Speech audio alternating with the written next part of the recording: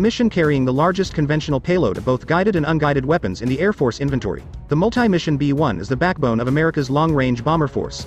It can rapidly deliver massive quantities of precision and non-precision weapons against any adversary, anywhere in the world, at any time.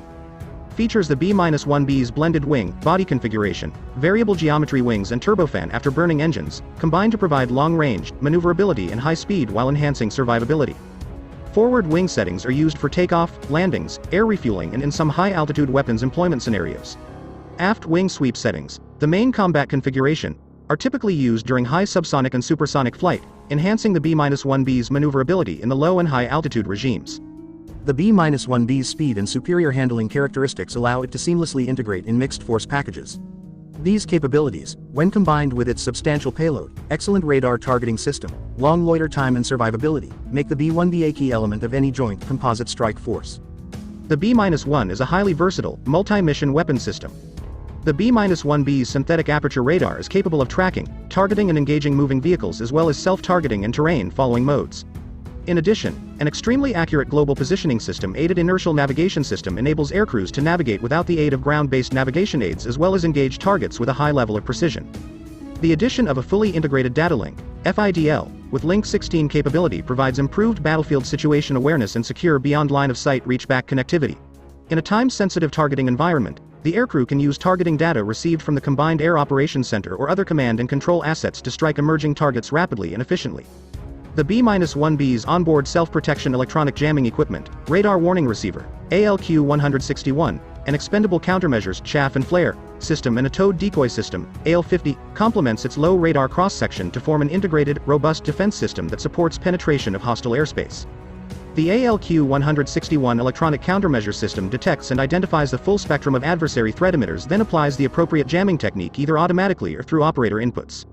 Current modifications build on this foundation.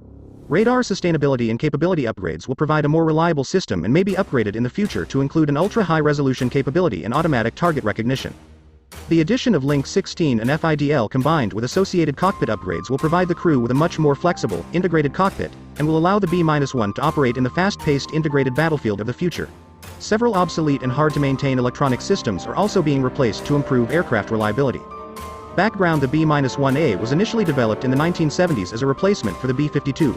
4 prototypes of this long-range, high-speed, Mach 2.2, strategic bomber were developed and tested in the mid-1970s, but the program was cancelled in 1977 before going into production. Flight testing continued through 1981. The B-1B is an improved variant initiated by the Reagan administration in 1981. Major changes included an additional structure to increase payload by 74,000 pounds, an improved radar and reduction of the radar cross-section by an order of magnitude. The inlet was extensively modified as part of this RCS reduction, necessitating a reduction in maximum speed to Mach 1.2. The first production B-1 flew in October 1984, and the first B-1B was delivered to Dyess Air Force Base, Texas, in June 1985. Initial operational capability was achieved on October 1, 1986. The final B-1B was delivered May 2, 1988. The United States eliminated the nuclear mission for the B-1 in 1994. Even though the Air Force expended no further funding to maintain nuclear capabilities, the B-1 was still considered a heavy bomber equipped for nuclear armament until 2007. The conversion to conventional only began in November 2007 under the original START Treaty and was completed in March 2011 under the new START Treaty. To make that conversion possible, 2 steps were taken. During the first step, a metal cylindrical sleeve was welded into the aft attachment point of each set of B-1 pylon attachments. This prevented installing B-1 air-launched cruise missile pylons. During the second step, 2 nuclear armament unique cable connectors in each of the B-1 weapons bays were removed. This prevented the pre-arm signal from reaching the weapons.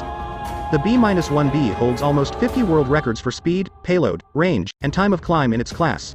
The National Aeronautic Association recognized the B-1B for completing one of the 10 most memorable record flights for 1994. The most recent records were made official in 2004. The B-1B was first used in combat in support of operations against Iraq during Operation Desert Fox in December 1998. In 1999, 6 B-1s were used in Operation Allied Force, delivering more than 20% of the total ordnance while flying less than 2% of the combat sorties. During the first 6 months of Operation Enduring Freedom, 8 B-1s dropped nearly 40% of the total tonnage delivered by coalition air forces. This included nearly 3,900 JDAMs, or 67% of the total.